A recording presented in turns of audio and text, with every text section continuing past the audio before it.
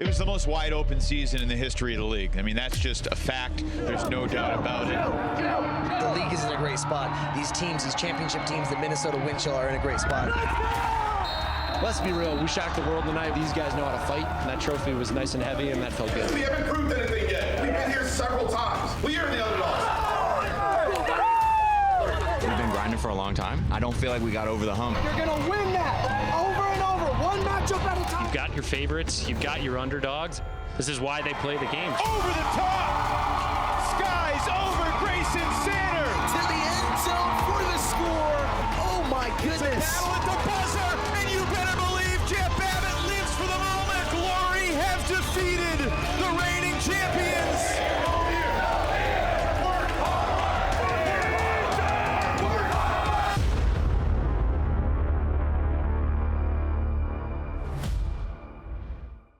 Welcome back. It's Swing Pass. I'm Adam Ruffner. That is Evan Lepler. We are breaking down the latest news and excitement from around the Ultimate Frisbee Association. And with just 14 days, Evan, 2 weeks until the start of the 2025 season, I would say we're at the absolute tilt of excitement for the new year. How you feeling, man? We got a preseason game this past weekend with Philly and New York.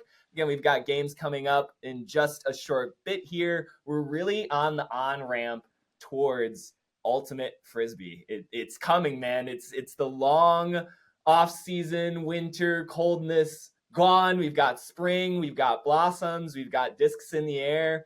What are your thoughts? Yeah, how am I feeling? It's crunch time. Like, there's a lot to do in the next 2 weeks. And I know you feel the same way. And I know teams around the league feel the same way. Everyone except Chicago, who plays their first game of the 25 season in like 2029. We'll talk about them like in a couple decades from now when they actually have a practice and play. But no, like it is crunch time in terms of getting all our ducks in a row and preparing for broadcasts and social media and just kind of the lifestyle that you and I live during the season. There's a lot that kind of goes into it logistically, but also, cramming as best as we can for the week one matchups. Like I'm planning to call 3 games in week one, which is the best because my favorite thing to do in the world is to call games. So just, saying my prayers to the travel gods and crossing my fingers that they can get me to Oakland and Vegas and Atlanta in 3 successive days. But yeah, it was great to have Ultimate this past weekend. So I don't know what you think about. Like you're a Packers fan, right? Is that fair to say? You cheer for the Packers. Yeah. So while preseason NFL football is really meaningless, there's something to seeing your team on the field in their jerseys and helmets for the first time in a really long time, and that was what I felt like watching Philly, New York on Saturday night. Now those aren't my teams, but they're 2 of my 24 teams. And just seeing them and seeing the officials and seeing the lights and getting a sense of what this season is going to look like while knowing that we can't draw any reasonable conclusions. But it was fun to watch. There were some exciting plays. It was cool to see guys that had transplanted teams in their new jerseys just to see what they look like. And, would it have been more fun if all the top players were playing? Sure. But I think it was still educational in a variety of ways. And I really enjoyed watching it, way more than I would have expected that I would for a preseason Frisbee game. Yeah, I completely concur with pretty much everything you just said, from lifestyle to the excitement around the preseason game. I'm a little bit of a doldrum around this time of year. It takes me a second to thaw out, but I totally agree with you. I was all of a sudden just in it, watching aspects of that Philly New York exhibition game. And to your point, some pretty notable absences on both teams, especially on New York. No Ben Yott, no Jack Williams, no Antoine Davis, no John Randolph. And per your reporting in your Tuesday Toss piece on the Watch UFA website, no Liam Haberfield, who is probably going to be missing the entirety of the season with a leg injury. So, a lot of questions. No Calvin Brown, too, excuse me. one of the big heralded new additions for this Empire team. But we did get Max Shepard in an Empire jersey, which has been something that's been brewing behind the scenes, for a couple of seasons. And man, he looked good in an exhibition game, as Shep usually does. The other two Empire new additions in Oliver Fay and Ever Shapiro, two big playmakers. I thought they made some impressive plays as well. A good introduction to them in New York pinstripes. And on the flip side, I thought, for as much as Philly has had an experienced roster turnover over the past 2-3 seasons, there's things to like about this Philly team. The throwing backfield of Calvin Trissolini, Sean Mott, and Scott Heyman, I think, is going to be really dynamic and complementary to each other. Greg Martin and Brandon Pastor are two of the more underrated receivers in the division.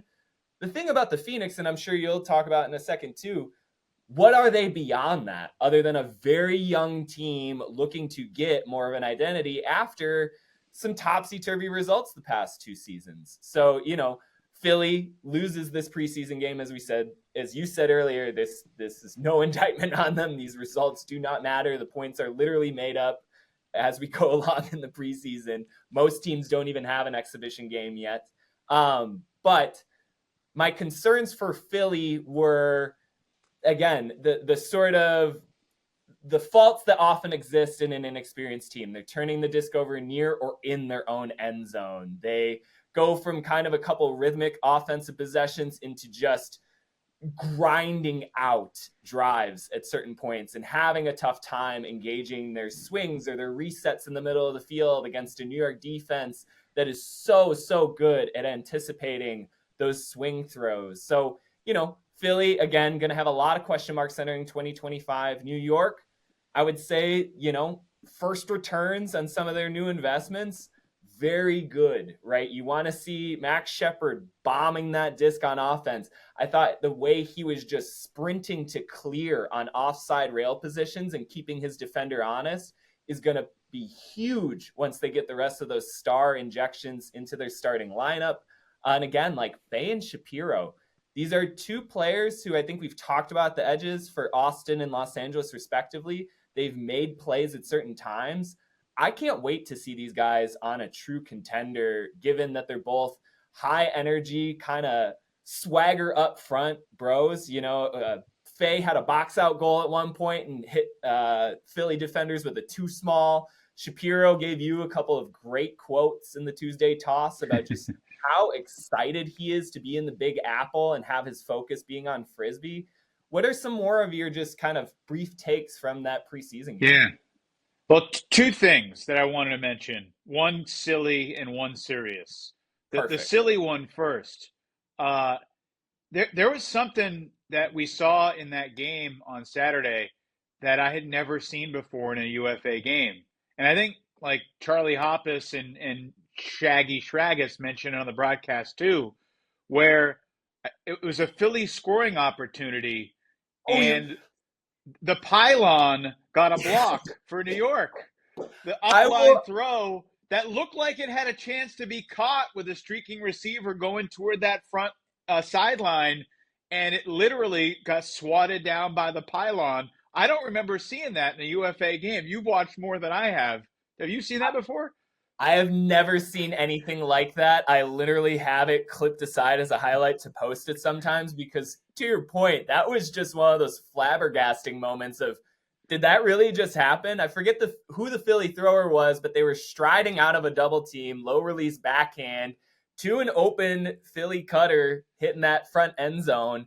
And yeah, Pylon just played great defense. Great 8th defender out there for an Empire team, I think, looking to recombobulate after all of their veteran D-line losses over the offseason. So good to know New York has found additional ways to flummox their opposition, which is using, I guess, field equipment to their advantage. But inanimate objects as their 8th, 9th, 10th, and 11th defenders on the field. Right. It was fun listening to Dan and Charlie and Shaggy, and like that's part of just the feeling of Frisbee being back too, hearing some of the familiar Frisbee voices that we listened to throughout the season around the league. My more serious takeaway is this, and we touched on all of New York's new pieces, and you threw out a bunch of the names of the guys that they didn't have that they will have when the season begins. And I'm thinking about this Empire team and like how they're going to fit into that really tough East Division hierarchy with Boston and DC, who played in the East Final last year, a rising Toronto team with all their international additions. And my big thought is this. I think the Empire, if you just match up their players with like Boston's top 15 and DC's top 15, matches up really nicely. Like all the guys that they've added from a talent perspective and athleticism perspective, they will match up with the best teams that they're facing. But chemistry and continuity and system and comfort and confidence and understanding what your teammates want from each other, like DC does that as well as anybody in the league. And Boston is moving in that direction. And this is mainly me thinking about New York, DC. Like, I think that's the question going into those matchups this year is they're probably going to be pretty equal talent-wise on paper. And, like, look, a large question that we don't know the answer to, what kind of season are we going to get from Ben Yacht? Like, is he going to be able to regain kind of the MVP form? He had 19, 21, 22. Feel like he's slowed down a little bit the last couple of years. They're going to need more from him this year. So that's a wild card, that'll lead us nicely into our MVP conversation that we're going to have here coming up. But I do think, like, can New York come together as a team from a continuity standpoint and look like 85 to 90% of DC when it comes to just this is a team that knows what it's doing and that plays with purpose and that reads their teammates' body language as well as anybody. Because that is one of the Breeze's superpowers. And while the Empire have all this talent, we need to see if they can develop that chemistry over the course of the season. So I think that was my big takeaway. Like, these pieces are impressive. We've seen superstar Frisbee teams come together and win a championship in a single season in many noteworthy examples over the past decade. So, like, New York absolutely could put the pieces together and win the whole thing. But when I compare them with DC now in the preseason, that is the big difference in my mind. Well, and I think you're even kind of building off of what was the struggle last year with New York, which was just staying consistent from kind of rotation to rotation, lineup to lineup, game to game, quarter to quarter. I got kind of out of order with some of that wordage, but like New York went through, I think, 8 different lineups in their 13 games last year. It just felt like every time out, they were tweaking and tweening some aspect of their roster. And that's not ideal. Right. And I mean, they had to. They lost 2 MVPs right before the season started, and Ryan Osgar and Jeff Babbitt. So, they have to experiment, and they had injuries and lineup absences on and on. I think, to your point, what I want to see from New York this year is how many times can they get that consistent lineup that works for them out onto the field together? Because, to your point, the talent's there. We know that. They showed that once again, even in a preseason scrimmage, minus half of their starting offense. It's like, yep, that's a New York team that looks like it can punch with a lot of teams. But what's it going to be in a consistent variety? Because, we've kind of sandbagged New York a bit after they've come down from the pinnacle of their dynastic performance. And yet this team still brought Boston to within a goal, on the road, with all of the inconsistencies last year. And yet we kind of anoint Boston as the successful season in 2024 and the Empire as disaster because they lose 5 games for basically the first time in a decade.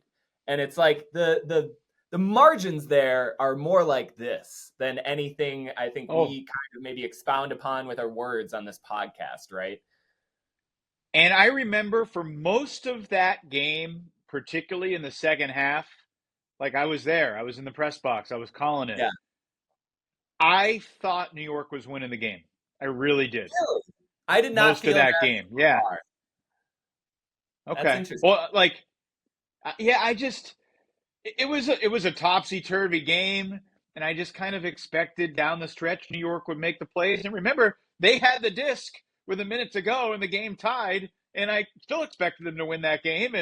And Elliott Chartok threw it to nobody. How about that for his last throw, perhaps in his UFA career? Disappointing. Sorry, Elliott. Yeah. Yeah, I mean, again, these margins. You're right about small margins, though. Yeah.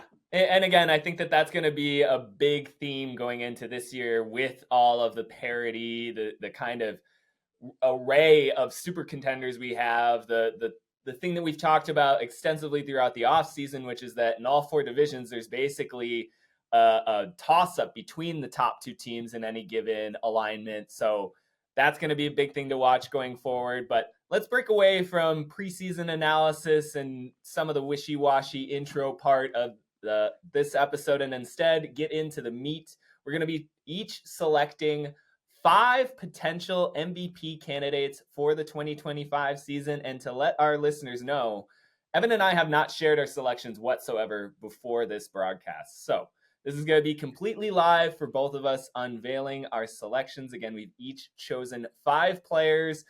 We've done some amount of research, but I would say that a good amount of this is also just kind of gut coming off of last season and what we can expect going into 2025. Because per what we were just talking about, 1 exhibition game has taken place so far. No other of the 22 teams in the league have had any kind of broadcasted games played or reps. So we're really, I think, reaching through the veil here as far as making some of these predictions, because there's just so much that happens once these games start getting played, health, everything else. I keep getting updates from players on random teams about, oh, this guy is actually nursing back from a hamstring, or, oh, we're watching out for this knee. So a lot of speculation going into these picks. Just want to set that up before we get into our selections. Yeah. But Evan, I'll let you take the courtesy of doing the first MVP potential selection.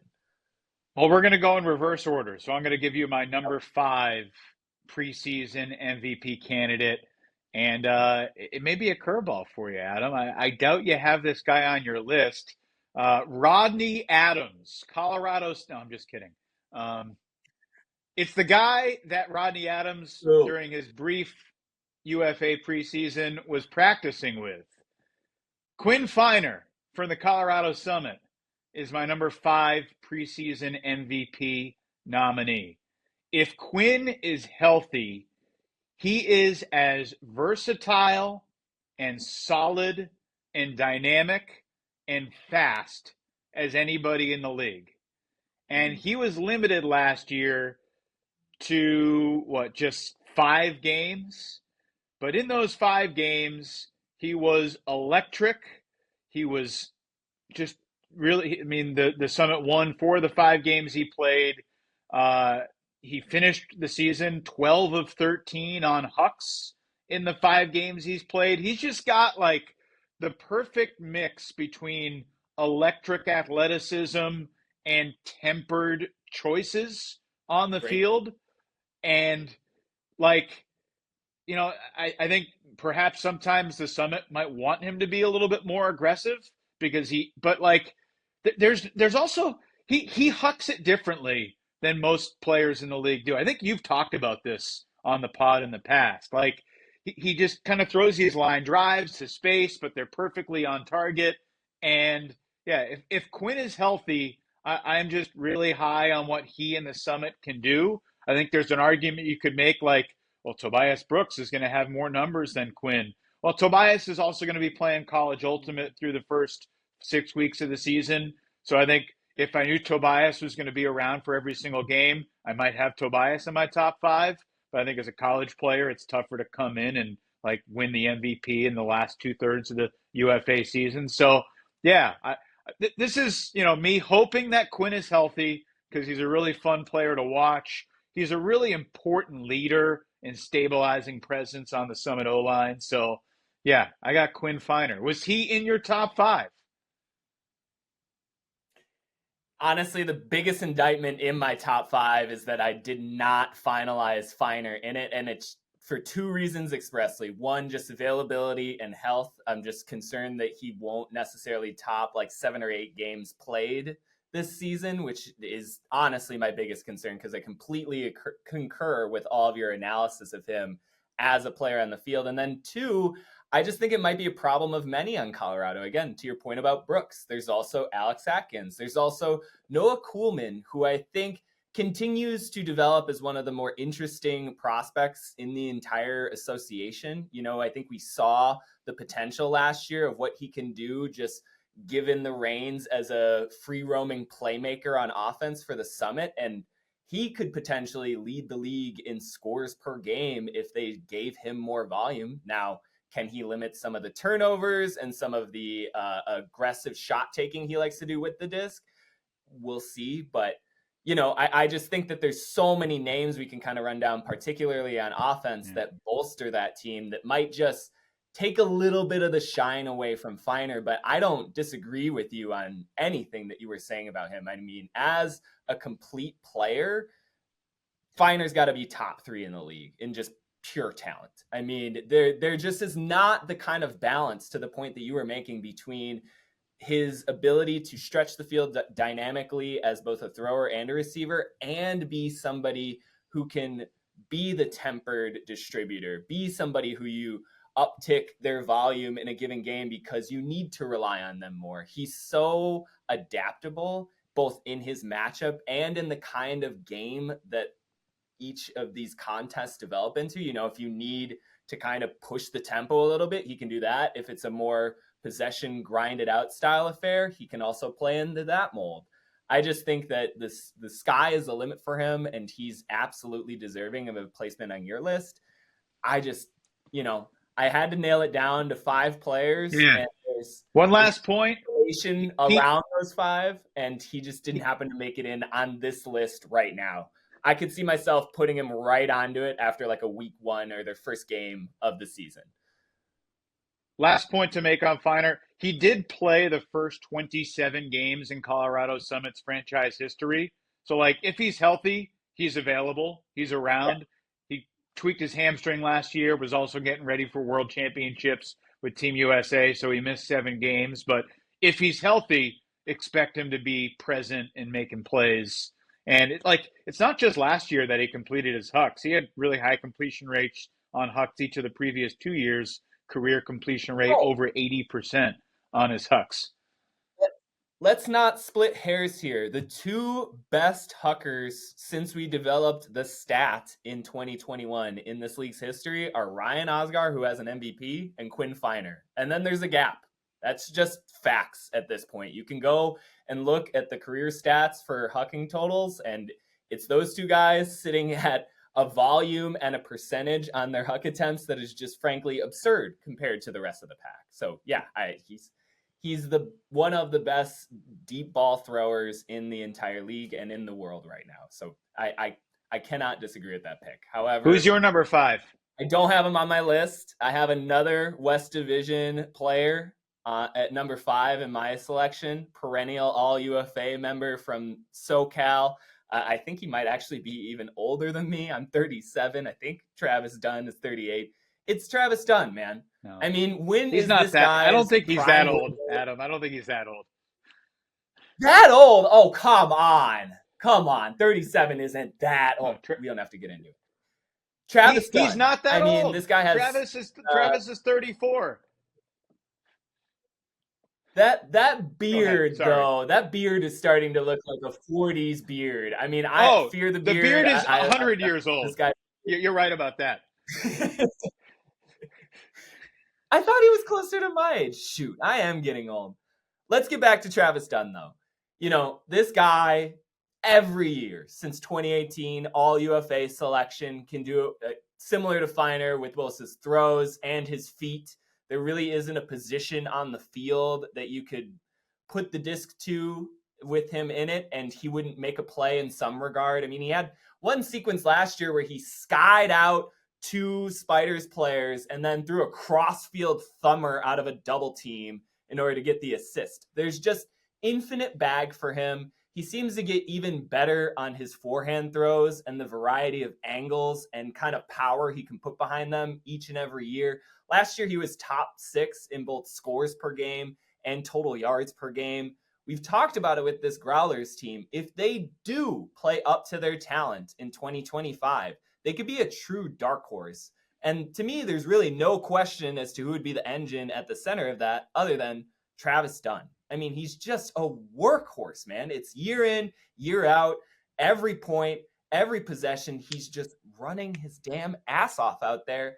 And I think he deserves more of that elevated position as to, yeah, this is one of the best players in the league in the world. Like what is a position that he or game or matchup that he hasn't proven himself in for close to a decade now? Do you even have an example of a time when Travis Dunn didn't have a really good game? I mean, even the last time San Diego played in the playoffs in 2022 at Salt Lake, Dunn had a fantastic game and the Growlers made that a really competitive match. I can't have enough superlatives for him. I think 2025 is going to be another terrific year for him. He's my fifth selection for MVP. Yeah, the answer to your question, and the only acceptable answer to when has he not had a really great game, is when he hasn't had enough talent around him. And he's had to do too much and he's worn down. And, that has been a thing at times in recent years, kind of since the Growlers made it in championship weekend with their strongest squads in 19 and 21. I'm a big Travis Dunn fan. The good news is he's not as old as you thought he was, so he'll be around hopefully for many more years. And here's the secret storyline with Travis Dunn. Like, if you're going to think, all right, who in the league could potentially pass Pavel Giannis in most assists thrown, realistically in the next 4 or 5 years? Like, Travis Dunn is the answer to that question. Travis Dunn has a decent shot to be number 2 all time in the league by the end of this year. He's currently number 4. He's currently 35 assists behind Kevin Quinlan, who's still playing for the Montreal Royale. But you could absolutely envision a world where Quinlan throws 20 assists this year and Travis Dunn throws 56 and surpasses him. Sean Mott is also just a few assists behind Dunn, so he's got to be in that conversation too. We'll see how many assists Pavel throws to continue to increase his lead in that department. But now Travis has had a remarkable career. I mean, talk about consistency. 53 assists last year, 52 and 23, 52 and 22, 40, 48, 52. His other assist totals the 3 years before that, that's not including the playoffs. And he's got a bunch of playoff dimes in there as well. So I don't dislike the pick by any means. I probably have him somewhere, outside of my top 5. I mean, that's not probably. I do have him outside of my top 5, but I would not be disappointed at all if Travis put this Growler team on his back and had the pieces around him to really have another special season at 34 years old, his beard being 39 now and 3 you're quarters. belaboring the fact that I was off by like 2 years in assessing his age. We don't exactly have the most ready-made biometric stats available for a lot of these guys. That's true. I just wanted to put one more. Do you want to go number? Yeah, go ahead. I just wanted to put one more point on it for both Finer and Dunn. They are operators in both tight spaces and the open field, and I just think that will play really well into the dynamics of both of those teams. Dunn, especially in the red zone the past couple of seasons, has been borderline unstoppable. You can't really match his foot speed. He's got enough size to kind of dictate with his matchup.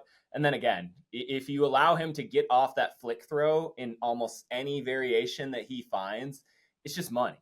And it's the same thing with Finer. He's just got that kind of infinite release angle available for one of the best throws in the entire association. So I think they're going to be very adaptable players in 2025. But you've got selection number 4 on your list. Go for it. Yeah, my number 4 preseason MVP candidate is the guy that I picked to be my number 1 international impact on the pod last week. Arvids Karklins of the Toronto Rush. That is how highly I regard his potential. And a story that I might have mentioned to you off the air, but I don't think I've said publicly. I mean, people know that I spoke to Liam Grant, friend in Ireland-based ultimate broadcaster, player, cover world championships with Liam. He's got his finger on the pulse of European ultimate. So when the Rush were signing Tom Blasman, Tom Zabaltine, and Arvids Karklins, I reach out for Liam for perspective. And one thing that Liam said, I asked him, like, who would you compare Arvids Karklins to? And he's like, well, there's nobody really like him in the game today. And he's talking including all-American players. Like, internationally in the world, there's no one like Arvids today. And he said the one person, and the name that I'm going to say is a bit of a loaded name in Ultimate these days, but he compared him to a young, uninjured Brody Smith. Size, power, swagger, like, but I think just Arvids, I don't know Arvids well, so I don't want to proclaim, like, personality-wise, I don't think that's what Liam was referring to, for better or worse. I think, though, Arvids, though, from, like, he's 6'4", he can throw it 100 yards, he is uber athletic, he's a leader, he's a gamer. The critique on Arvids in Europe has been, well, maybe you don't get his best all the time. Mm-hmm. I think his UFA debut and just human instinct-wise will bring out the best in him. Now, similar to Travis Dunn, what are his teammates going to be like around him? How quickly can they develop chemistry? And can the Rush be a team that can both contend and show that they are an upper echelon team in the league? But I do believe that if the Rush are in the mix, Karklins is going to be a huge, huge part of it. And assuming he can stay healthy and play every game, I'm really excited just to see what this guy can do. I think his impact with the Rush could be bigger than Toba Decrana's was with the Royale last year. And I realize what a lofty statement that is.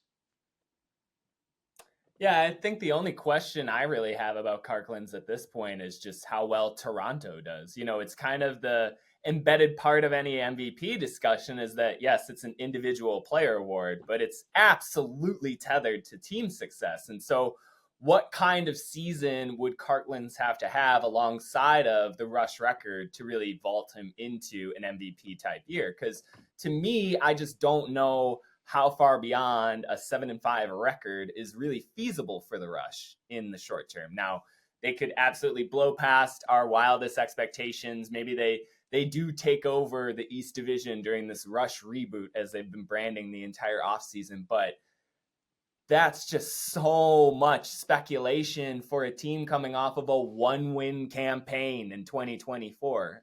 Of all the teams that have sort of reloaded and rebolstered their rosters going into 2025, I think the Rush have absolutely the most to prove when it comes to performing on the field, because there's a massive gap for them to make up to even be competitive again. And I do think, you know, players like Karklins, as well as all of the old veteran Rush players that have rejoined and the additional international imports will certainly put them in a good position. But again, sort of similar to what we were talking about with New York earlier in this podcast, how often are we going to see Karklins on a top line for the Rush? You know, I worry that he might become a figure like Travis Dunn on some of these Growler teams that haven't made the playoffs, where his individual numbers look great. There's no real knock against him and his performances as an individual, but it might just kind of be in a silo of Toronto getting through a pretty rambunctious season, right? No doubt. And that's a fair counterpoint. I think his ceiling and his talent have him, like, I think he will be the guy for Toronto if they're making a run and can have an MVP. Like, look, one of the conversations that I think we were going to have afterwards was just like there are some teams where it's tough to pick one MVP candidate because there's 7 guys on their team that you feel like could be the MVP, and will Mark one kind Lloyd's of rise back. above the Mark rest? Lloyd's back. Yeah. You're What not do you choosing expect Mark from Lloyd Mark for Lloyd? MVP? No, I'm not. Mark Lloyd might be 38. Not again, not quite. He's getting up there. He's getting up there. I think we might be peer in age group. That's about it. Definitely not on the field. But yeah, I Yeah. think it's also that problem for Toronto too. It's like Karklin's is going to be fantastic, but he might not have the exact, production numbers that elevate to an MVP level. The other comp that I've thought of with Karklin's from watching him a few times, I haven't watched enough of the Latvian star, but Tyler DiGirolamo, just the ability to use his size and his throwing skills in any sort of position on the field and be able to be fearsome in the handler set, because if he releases from that space and goes downfield, who's going to follow that kind of long route with him? I just, again, sort of offensive players with an infinite bag and the confidence to use all of it. DiGirolamo is a comp that I like for Karklin's. But wanted to get to my number 4 pick. I've got a big man from down south. He's been a finalist the last 2 seasons. The number one concern I have for him, again, is availability, given that he's going to be on the World's team this year. Brett Halsmeyer.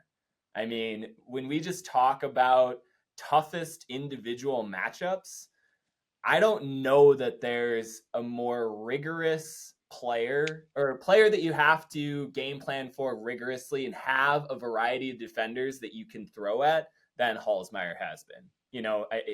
His ability to dominate in handler spaces in a red zone set, because his throw and go and his foot speed just allows him to stay ahead of his defender, is getting to be just a problem for anyone.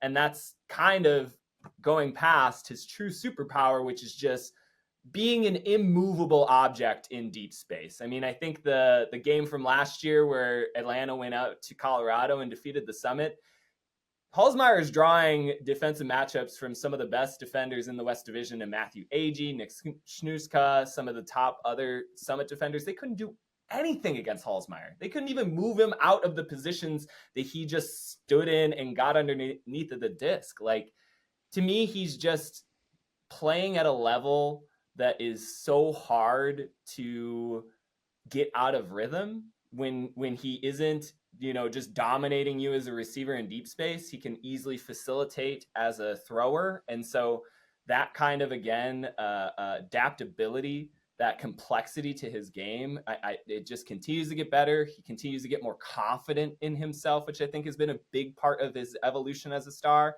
And yeah, Atlanta's going to be a little bit one of those do or die contenders this year, where if they do kind of hit all of their expectations and make their first championship weekend appearance as a hustle franchise, it's going to be because Halsmeyer is having another MVP style campaign. If availability wasn't a factor, would he be higher on your list than number 4? No. Okay. That's fine. That's how tough the top 3 is to break in for me right now. Because again, I think Atlanta is one of those teams, and we might talk about later in this episode, where they have so much talent around him that I do think that they want to get away from making it just the Halsmeyer show. I think that they've kind of been trying to do that in some of their playoff games the past few years, and that's just not worked out well for them, right? And so I think along with that, as their talent gets deeper, as they develop more of their lineups fully, it'll take away from his individual impact, which I think is what the Hustle are aiming for, right? They don't want to keep placing the burden of their entire franchise on an individual shoulder. They want to spread the love out. That's totally fair. I have Holzmeyer on my list, but he's higher on my list, so I'm going to save my direct thoughts and move to my number 3, if that's okay. Yeah. Number 3 on my list for preseason MVP candidates for the 2025 season is a guy that has never won our MVP award before, but he's won championship weekend MVP before, and that's Jack Williams of the New York Empire. Jack is now 30, and he continues to be on the short list in anyone's conversation for best player in the world. And he is going to have a ton of responsibility on this Empire team this year. But that's a good thing, because unlike last year, when they were figuring out who they were as the season went along, and, you know, where does Liam Haberfield fit? How do we figure out how to adjust without Oscar and Babbitt? They have had a whole preseason this year to do that. So I expect a much more composed Empire team at the start of the season compared to last year. Now, going back to what I said before, it remains to be seen whether they can reach DC level continuity. But from a playmaking standpoint, from a leadership standpoint, from a steady excellence standpoint, I think Jack Williams needs to be in the top 5. He still hasn't won his MVP in the league, which is funny because, like, during the years that Yacht and Osgar and Babbitt won, you took a poll of the 25 guys in Empire jerseys, who's the best player on your team? And 90% of them would say, oh, Jack. Like, no doubt about it. So, look, and Max Shepard might end up winning the MVP this year with a crazy statistical season, or Calvin Brown, or like there are other guys that could go off for the Empire. But I do think, look, there's a narrative aspect of this as well. I think the Empire have a somewhat favorable schedule to build a national narrative. For instance, their first game of the season, that's not a preseason game, which anybody who's really into Ultimate watched, will be standalone game Thursday night, 2 weeks from now, when they play in Oakland. Then they play in the first Friday night Frisbee game of the season. They have a Friday night Frisbee game in Boston a few weeks later on March 16th. They have a Friday night Frisbee game on June 20th against Toronto. Like, they're just a lot of big games that the Empire are going to play throughout the year. Jack Williams not diverting his attentions to any national team right now, to the best of my knowledge. He's certainly not on the World Games team because he didn't try out. And look, Jack is a prideful dude. He's a great competitor, and he's had a whole offseason where he didn't win. And I expect him to be, perhaps for the last time, because he's going to be 31 next year, but for the last time, maybe the very best version of himself leading the Empire for the 2025 season. Jack is my number 3. Is he in your top 5? Yeah, I should just kind of give away one of mine then. I've got him at number 2 because I completely agree with everything that you're saying. I'll also add kind of to that last bit about the competitor, the edge that started to come out of him last year when New York was experiencing their first real setbacks in what felt like a decade. That is what really started to impress me, additionally, on top of the playoff Jack and the rest of his incredible narrative, where it's like, yeah, he cares about this in a way that I think we've even really understated over the years. You know, I think with kind of his Boy America presentation, the easygoing nature with which he approaches almost everything in the sport, it's easy to, I think, look past some of his stripes and not remember that this dude is a cold-blooded killer, right? Like, this guy wants every point. He wants to beat you to every spot on every possession, and he wants the disc when he gets there. Like, he's an competitor, one of the most confident players the sport has ever seen. And again, we don't always, I think, really focus on those aspects because it comes so second nature to him. To kind of build on some of the points you were talking about too, I could really see him returning to a 2022 form, the true, I think, beginnings of our playoff Jack mantra, where, yeah, he's surrounded by this incredible level of talent on the Empire roster, and all those players are doing fantastic in their roles. But when push comes to shove and we really need someone to drive this car, we're just going to throw the keys to Jack and let him do his business. And I really feel like Empire have a roster right now that could elevate him back into that. He's the best player in the world. You know, one of the comparisons for him that I would love to make, and bringing in a different sport, Kevin Durant, you know, someone who maybe doesn't have some of the individual hardware that would elevate him into true GOAT level discussions or whatever else you need in order to talk about the NBA. But when we're just talking about ballers, you know, true hoopers, so to speak, I mean, you're going to get to Kevin Durant, 10th all time before, like, there's no conception of the NBA where you don't place Kevin Durant within the top 10 to 20 players all time in just terms of playing basketball. And I feel like it's getting to that point with Jack Williams too, where we could go back. If this were a different podcast, I would be like, I don't know. I don't want to spend 10 minutes debating Kevin Durant right here. No. If this were a different that'll be for our other podcast that we'll create. Me arguing about how you're just going to try and place 20 Boston Celtics within the top 20 players of all time.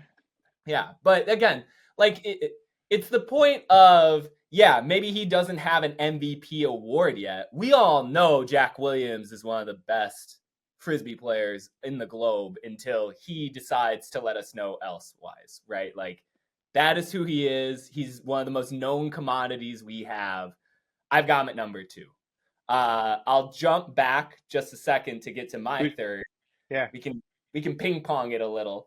My number 3 pick for MVP, again, my number 2 is Jack Williams, to go alongside your number 3 of Jack Williams. Not to get too confusing here.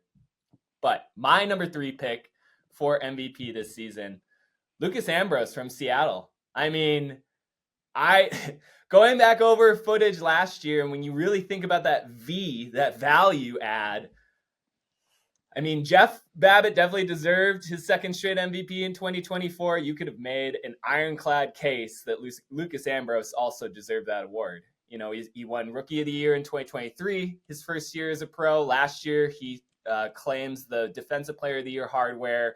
It kind of almost feels, given his ascent in this association, that MVP is almost next up for this kid. I mean, the impact that he had to a Seattle defense that nobody would have talked about before he arrived, right? Like, you go back and you look at Cascades' defensive performances from the seasons prior to 2024, they're one of the bottom 12 teams perennially in terms of coverage. Last year, they're top 5 in almost any discernible and important team statistical category: breaks per game, break rate per game, blocks per game. You know, it really helps having the league leader in blocks on your team, who had I think 15 more takeaways or 14 more takeaways than the second highest person in 2024. I know he played a couple extra games than Jake Rubenmiller, all respect, but yeah. Babbitt finished second, with 22 blocks in 14 games. Lucas Ambrose had 34 blocks in 14 games in 2024. There isn't a player who can seemingly choose the moments in which he wants to be electric like Ambrose. And to me, given the kind of production, given the way in which he's evolving as a counter attacker too, as a thrower and receiver once he gets those turnovers going, I don't know, man. I'm just excited to kind of see where exactly his peak are. If he can keep upping his block total and potentially reach 40 blocks in a 12-game format, like, that's insane to me. I totally thought that was one of those statistical plateaus that we had just done away with the new clock and the reduction in games in a given season since 2018. Like, he's breaking, I think, what I think of as possible in terms of production in this league. I'm a huge Ambrose fan. Love watching him compete. Expect him to have another really good year. And I don't have him in my top 5. And here is the historical context to why. If you remember back to Jeff Babbitt's second year in the league, his first full season, Babbitt showed up in 2016 after his college career ended at UMass. He played. It's funny because I had a Facebook memory the other day of a AUDL Rewind game that we showed during the pandemic of the first Babbitt New York DC game that went to double overtime. Babbitt caught a buzzer beater. I rewatched the Open. Brian Jones had a great line at the front of it because he's like, Babbitt comes from the college division where he was a man amongst boys, and here at the pro level he's still a man amongst boys. Like, that was a great way to put it, and that's still the way it was. So Babbitt in 2017, his first full year in the league, had 41 blocks in 14 regular season games. Different era, more turnovers overall, but that was still crazy. In 2018, he played every game. The schedule went from 14 to 12, so 2 fewer games. He finished the regular season with 16 blocks in 12 games. And the biggest reason for that was other teams made the adjustment and said, we are not going to let Jeff Babbitt destroy us. Like, whoever Jeff Babbitt is guarding, we're running you to Uzbekistan. In 2018, we're talking about Lucas Ambrose in 2025. I mean, Lucas Ambrose is maybe the best single coverage defender. He's also maybe the best help defender. Teams don't necessarily throw to his matchup, and he's still getting these blocks because he, is basically an assassin in the lane and can jump everything given his acceleration and his disc reading skills. My overall point is I like Babbitt and counting numbers. Ambrose's opponents this year are going to be more respectful of him than they have been the last 2 years. They are going to be more aware of him than they were the last 2 years. I know you're saying, well, he was in the league in 2024 with Seattle. He was also in the league with LA and made an impact in 2023. No one knew who he was throughout the 2023 season. And then he went to Seattle, new team, new situation. He also doesn't have Khalif Al-Salam as his teammate on the D-line this year, and that is going to change a little bit of the dynamic for Seattle's defense. Look, as I said, I love Ambrose. I think he's going to have a big year, but I think statistically, I am not expecting him to have the same type of juggernaut season just because I think there is precedent for other teams' offenses being smarter and realizing we cannot let Lucas Ambrose destroy us because he's shown us that he will in the past. And I think, comparing him to a guy like Babbitt, who is my number 2 preseason MVP pick for the upcoming season, is pretty high praise. Yeah. So, I mean, there's my list. I got Babbitt 2. I got Holzmeyer 1. Babbitt, obviously the 2-time reigning MVP with 2 different teams. I think there's no reason to believe he won't have a very similar, if not better, season this year. There has never been a player in UFA history to win 3 straight MVPs. 4 different guys and have now won 2 in a row. Goose Helton in the prehistoric days, 2012, 2013. Bo Kittredge won back-to-back in 14 and 15. Ben Yott won back-to-back more recently, and now Jeff Babbitt. I think Babbitt's going to have another big year. I think he's obviously my number 2 pick in this department. Just like still a man amongst boys, but he's also kind of easing into a little bit of a different phase of his career where he's going to pick his spots a little bit. He's got more help with Toba DeCrana joining the O-line for the Glory this year as well. So, yeah, I'm Babbitt's a guy, especially at this stage of his career, like, not that he hasn't always been this way, but he's just about winning. He wants to win. He's going to pick his spots for when to go for his blocks and when to really turn on the turbo boosters to make something happen on the O-line or defensively, like we saw in the playoff game against New York last year a couple times. So, yeah, I got Babbitt 2, and should I just go right into my Holzmeyer take as well and why I've got him number 1? I think, look, if MVPs are about narratives and sports are about, and life really is about redemption, like there's a world of people rooting for Brett Holzmeier to exorcise the demons that he has endured in the past. And there's no doubt about his talent. I don't even think there's, well, I was going to say I don't think there's a question about his makeup. I think when you've had some killer moments in gigantic spots, those things don't necessarily go away. And that has been a reality of Brett Holzmeier's story. And your availability point before, with him being an alternate on the World Games team, is a factor. He's also on the USA Beach team that's getting ready to play this fall. Something stuck with me, though. I was at a USA Beach practice in January out on the West Coast. And someone affiliated with the team, not Brian Jones, not going to say who it was, but I just kind of asked, like, I'm looking at all these players like Calvin Brown and Christian Boxley and Rafi Hayes and you can look at the roster. It's an unbelievable team of ultimate players. Johnny Mox is on that team. I think Thomas Edmonds is on that team. It's a really stacked team.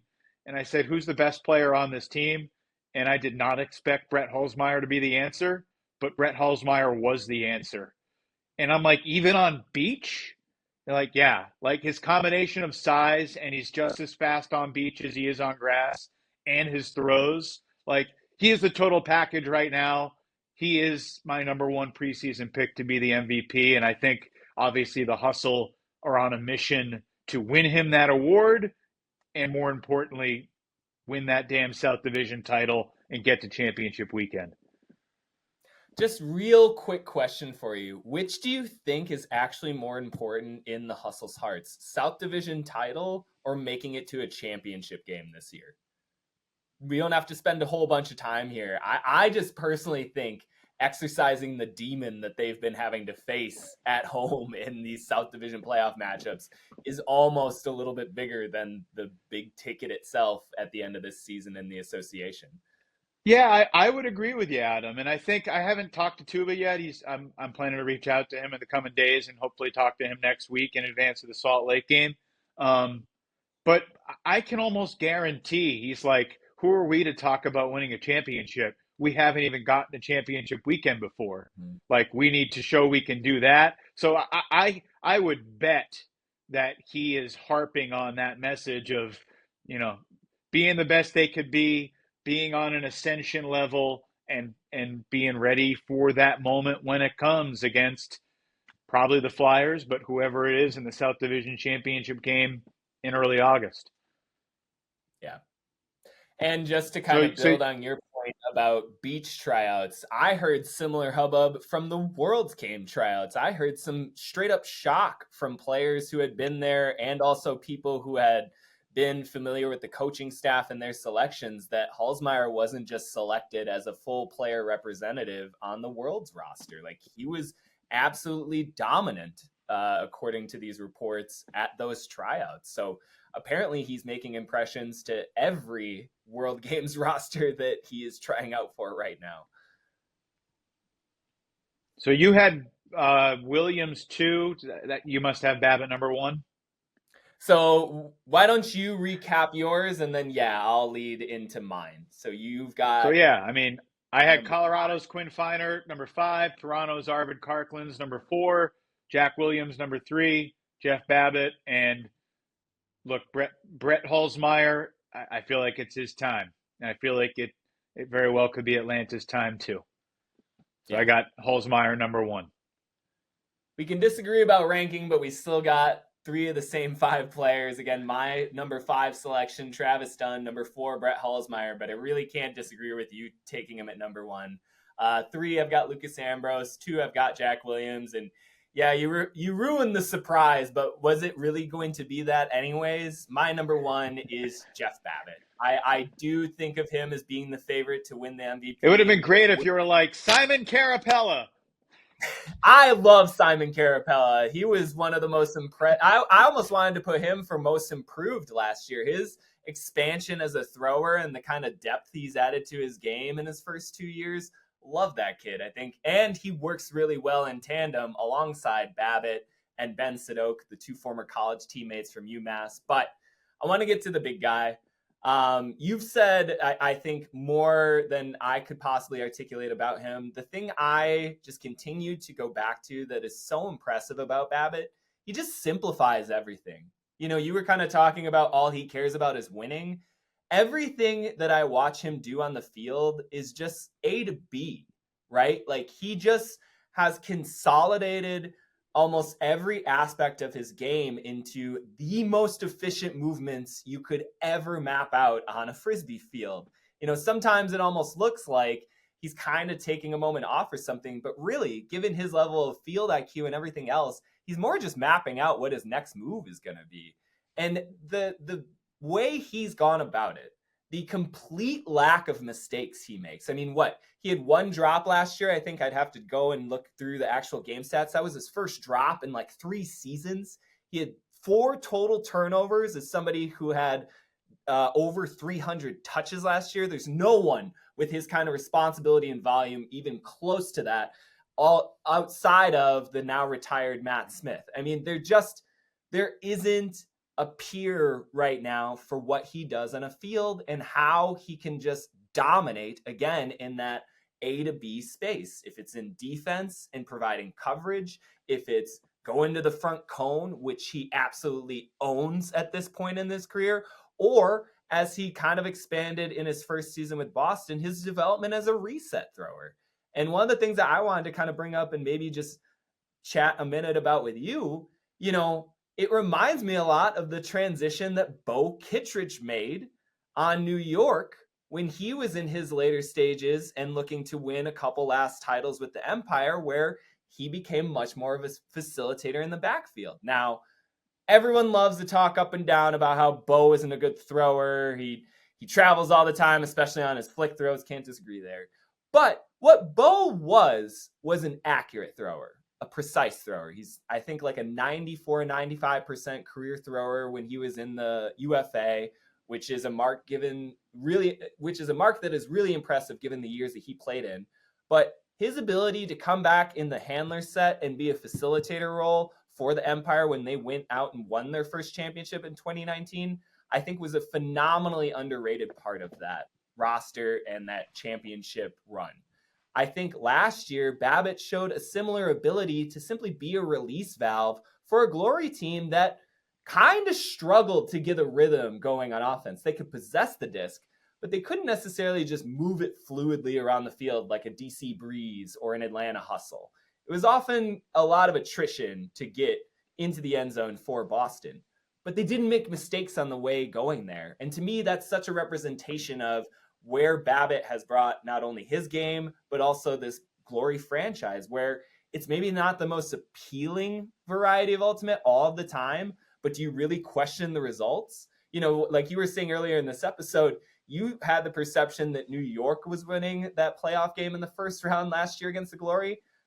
I thought it was Boston because I always knew they had the win condition of Jeff Babbitt hanging over the entire game until the end, you know, and what ended up happening in that game? Jeff Babbitt calls it with a buzzer beater over a pack of players, and then the Glory, you know, swat down a lame duck buzzer beater attempt from New York and win their first playoff game as a franchise. Like, I just think, again, Babbitt's ability to kind of simplify everything into that we're going to win this is why he's the MVP. It's why he's won the last 2. There's an elegance in it, right? Like, for somebody who is such a Hulk smash, man amongst boys, physical specimen, there's just a breeziness to how he approaches Ultimate, like how he goes about his business. And I just think, given all the talent that's around him right now, given where Boston is just kind of trending, it's going to be really hard to deny him, like it is for every defender in this league when he makes a move for that front cone.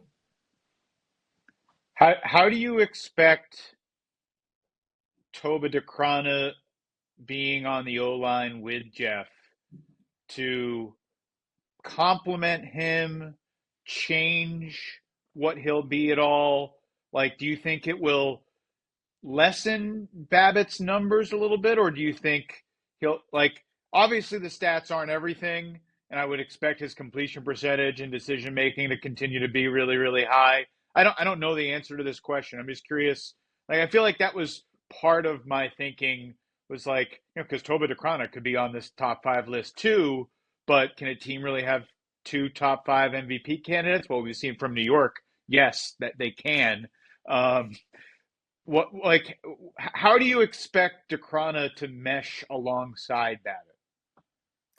That's been one of the biggest things I've just been quietly thinking about as we barrel towards the season, right? Like, I don't know. I think that that's going to be one of those things where I got to kind of see the game, see the film, see it for myself. There's such different kinds of players that I would hope that DeCrona coming on board would push Babbitt a little bit more out of that handler set and allow him into his more traditional receiving role. But again, given how reliable Babbitt was as a thrower last year, as just a possession-based distributor, I don't necessarily want to see Glory going for the long ball just to make things sexier. You know, I kind of hope that they keep most of the same principles, and DeCrona just kind of takes them to that next level. But as far as like a stylistic enmeshment, I have no idea. You know, DeCrona, again, kind of has a lot more in his throwing repertoire. I think he showed that very well in his rookie season and in all of his international competitions outside of it. But I can't really say what it's going to do to Babbitt's production numbers, because Babbitt's production numbers haven't gone down basically ever. You know, you were referencing the sort of monolithic stat seasons they had coming into the league. He was still scoring 50 goals a year for those Empire teams as they won championship after championship, and he was alongside Ryan Osgar, Ben Yott, and Jack Williams, and Elliot Chartok, and on those New York offenses. So until it's sort of like the Dunn stuff too, until he demonstrates that his production is going to dip at all, I just kind of chalk in 40 goals, 20 plus blocks for Babbitt if he's starting in every game. Yeah, I mean, I think to your point, we don't know what their offense is going to look like. We don't know, who they're going to build it around, if there's going to be like one centerpiece or if they're truly going to try and spread the wealth. But, right. Between Ben Sadok and Ned Dick in the backfield, with Babbitt and Orion Cable and Simon Carapella and Toba DeCrona downfield, like they've got a lot of size, they've got a lot of skill. They are an imposing unit, and it's going to be a fun team to see what they do early in the season. They got back-to-back games against Montreal to start the season before that Friday night game on May 16th against the New York Empire back at Hormel Stadium. So, without no disrespect to the Empire, to the Royale, but those feel like a couple of warm-up games, and perhaps that'll be bulletin board material in the Royale locker room. I totally disagree with you. I think for all of the sunshine we're kind of blowing at Boston, that week 1 matchup for the Royale is a championship level game for them and could be an absolute trap door for a Glory team that has championship level talent, but really didn't clear the Royale by that much last year. And again, I know they lose their best player in DeCrona, goes to Boston, but you've talked to some Montreal people. I've been talking to Royale players. They want this game against Boston more than anything in the world. And they lost by 2 last year in the similar sort of matchup. So I think that could be a really, really, really good contest. And again, we might be sitting here in 17 days when we probably record the first recap episode from week 1, and we're talking about like a 5+ goal Glory win. Can totally see that happening. I'm just saying, don't sleep on the Royale.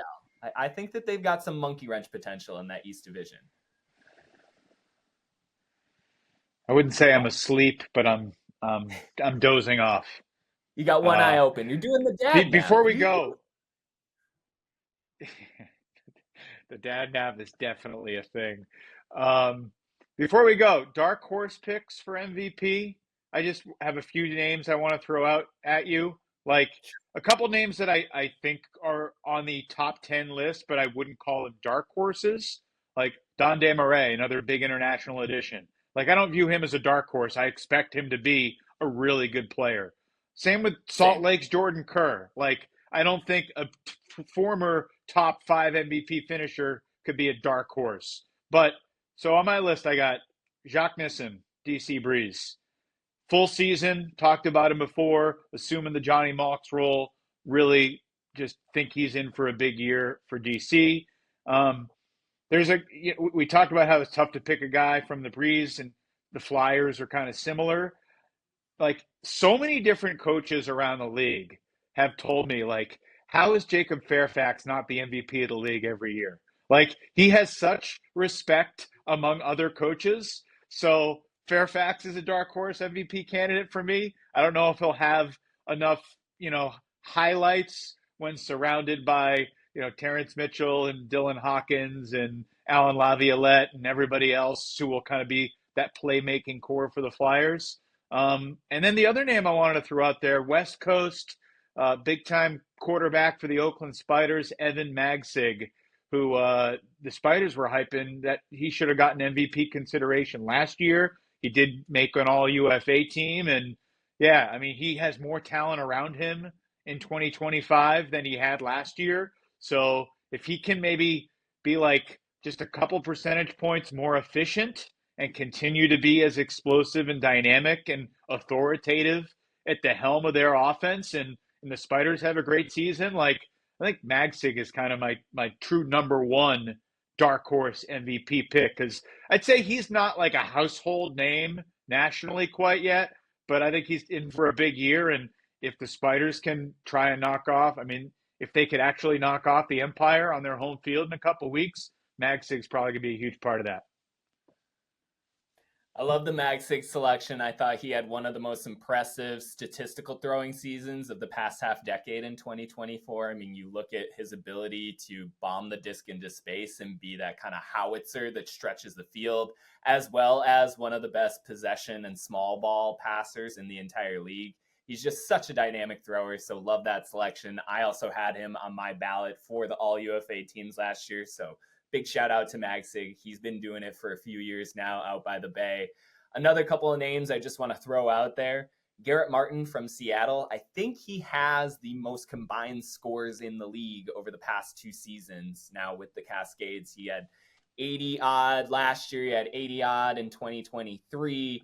He just continues to elevate more and more as a leader out there for Seattle. And if they have another impressive deep playoff push, I could absolutely see him with his level of production getting that kind of reception. I think, you look at a team like Boston, we talk about Jeff Babbitt, but I think you also have to maybe consider a Sadok or a Carapella if they continue to round out their games. Again, Carapella did about as good of a job complimenting Jeffrey Babbitt as anyone has throughout his entire career. Whenever they needed a fill cut in off of whatever Babbitt was doing, Carapella was there. He also became a fantastic continuation thrower. And with the amount of weapons that are in that system, I mean, it's not impossible to see him as like a 30-30 player at the end of this year. A couple other names, I think you've got to maybe throw in a Minnesota player.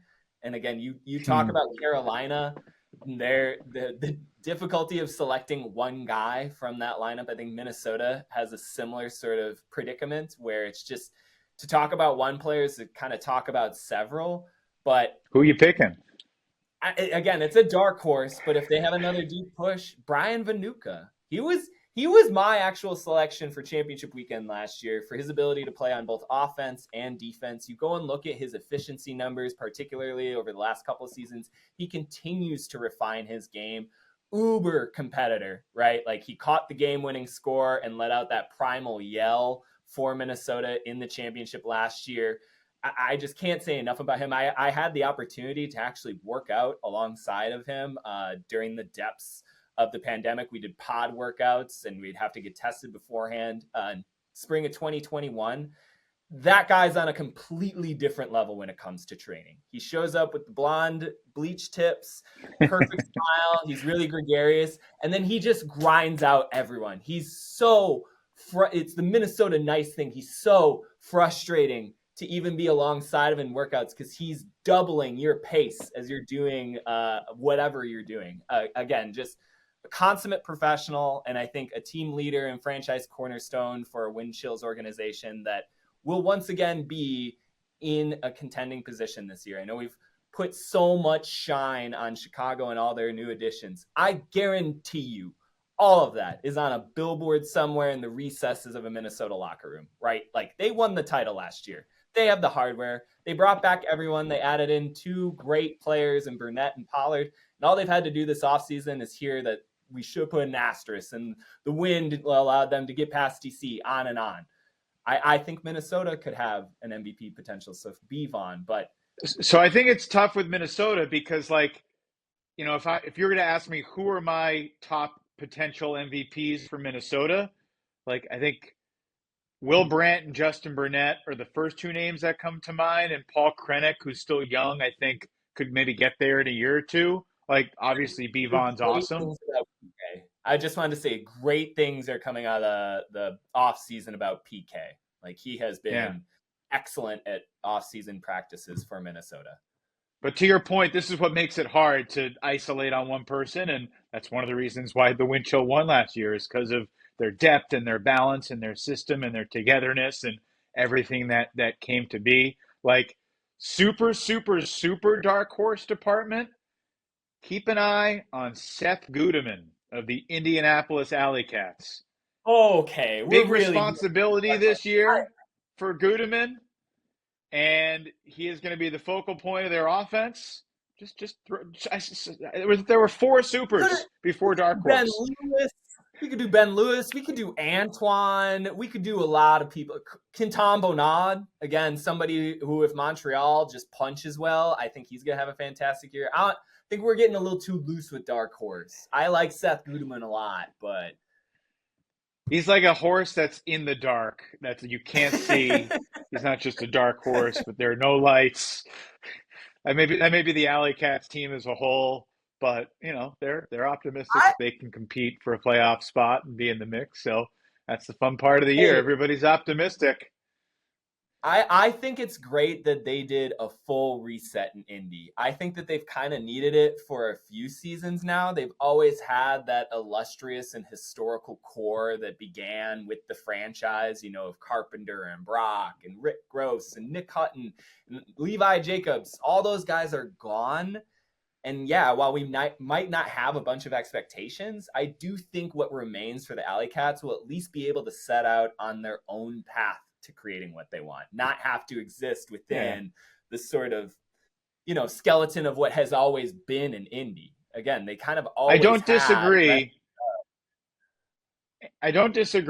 And it wouldn't hurt if they still had Lucas Conieris and William Wettengel and you know, Jake Fella. Like, those 3 guys would add a lot of firepower that they're probably going to be missing. Xavier Payne. I mean, they're going to be missing their, I think, top 6 throwers from last year. I would have even taken Jeremiah Branson back on this team, but he's going to be out in Salt Lake.